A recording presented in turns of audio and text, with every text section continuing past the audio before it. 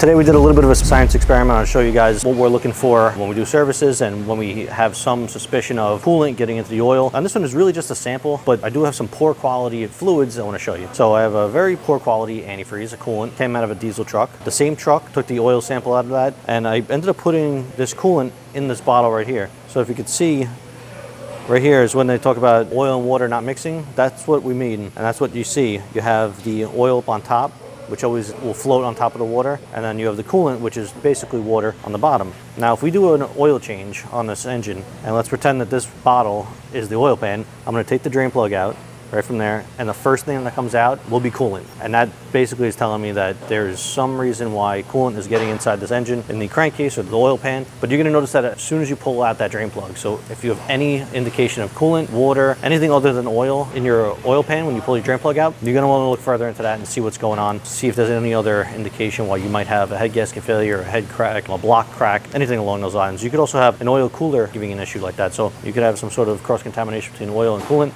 Multiple things you should check, but first thing is when you're doing your service, if you pull that drain plug out and you have coolant, the coolant should come out first and then your oil.